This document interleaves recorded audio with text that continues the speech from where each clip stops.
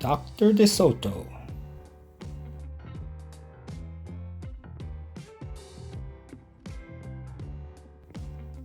Written by William Steig. Dr. De Soto, the dentist, did very good work, so he had no end of patients. Those close to his own size, moles, chipmunks, etc., sat in the regular dentist chair. Large animals sat on the floor, while Dr. De Soto stood on a ladder. For extra large animals, he had a special room. There, Dr. De Soto was hoisted up to the patient's mouth by his assistant, who also happened to be his wife. Dr. De Soto was especially popular with the big animals. He was able to work inside their mouths, wearing rubbers to keep his feet dry, and his fingers were so delicate and his drills so dainty they could hardly feel any pain. Dr. De Soto Dentist. Cats and other dangerous animals not accepted for treatment. Being a mouse, he refused to treat animals dangerous to mice, and it said so on his sign. When the doorbell rang, he and his wife would look out the window. They wouldn't admit even the most timid-looking cat. One day, when they looked out, they saw a well-dressed fox with a flannel bandage around his jaw. "I cannot treat you, sir," Dr. De Soto shouted. "Sir, haven't you read my sign?" "Please," the fox wailed, "have mercy, I'm suffering." And he wept so bitterly it was pitiful to see. "Just a moment," said Dr. De Soto. "That poor fox," he whispered to his wife. "What shall we do?" "Let's risk it," said Mrs. De Soto. She pressed the buzzer and let the fox in. He was up the stairs in a flash. "Bless your little hearts," he cried, falling to his knees.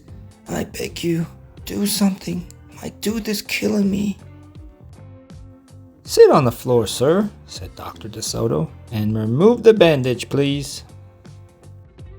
Dr. De Soto climbed up the ladder and bravely entered the fox's mouth. "Oh, wow!" he gasped. The fox had a rotten bicuspid and unusually bad breath. "This tooth will have to come out," Dr. De Soto announced.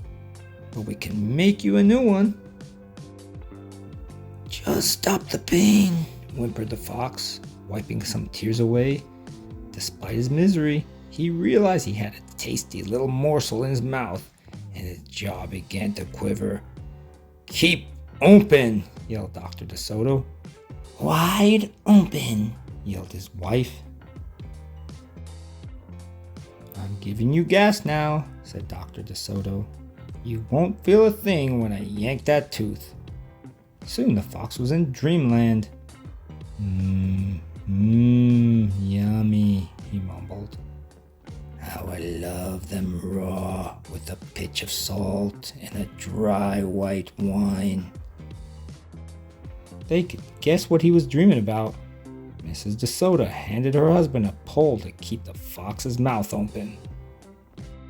Dr. De Soto fastened his extractor to the bad tooth.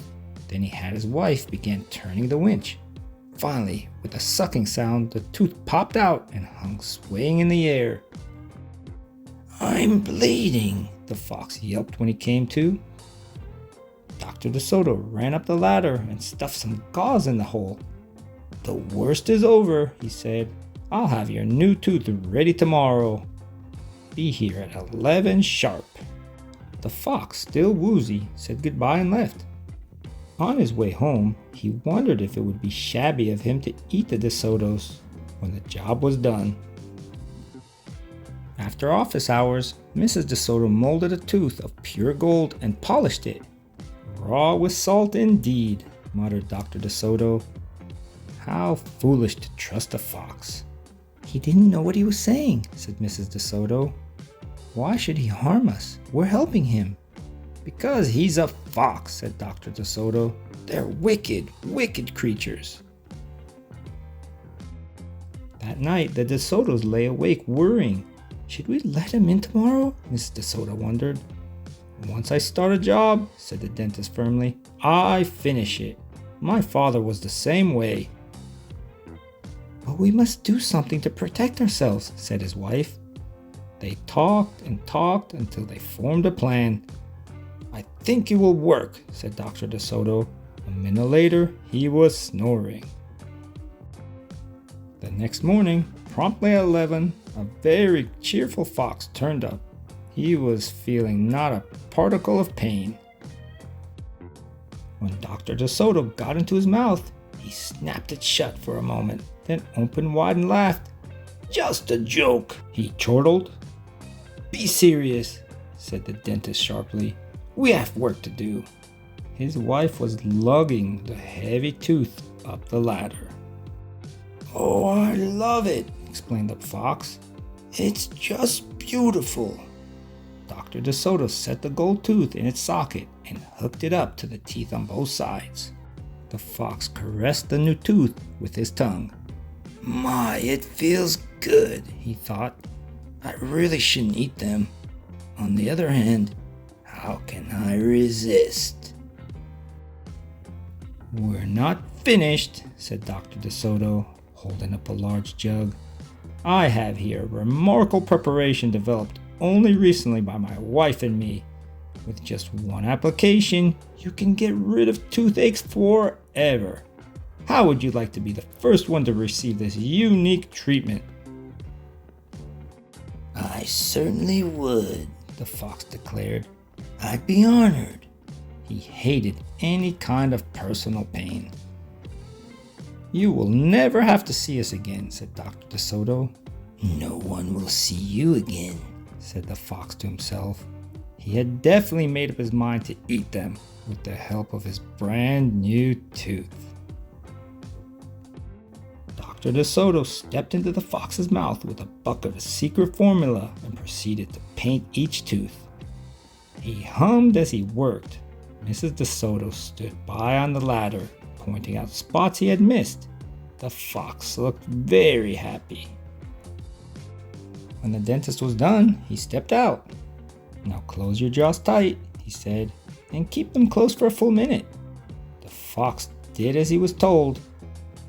Then he tried to open his mouth, but his teeth were stuck together. Ah, yes, I should have mentioned, said Dr. De Soto. You won't be able to open your mouth for a day or two. The secret formula must first permeate and dentine. But don't worry, no pain ever again. The fox was stunned. He stared at Dr. De Soto, then at his wife. They smiled and waited. All he could do was say, Franco berry mush, through his clenched teeth, and get up and leave. He tried to do so with dignity. Then he stumbled down the stairs in a daze. Dr. De Soto and his assistant had to outfox the fox. They kissed each other and took the rest of the day off.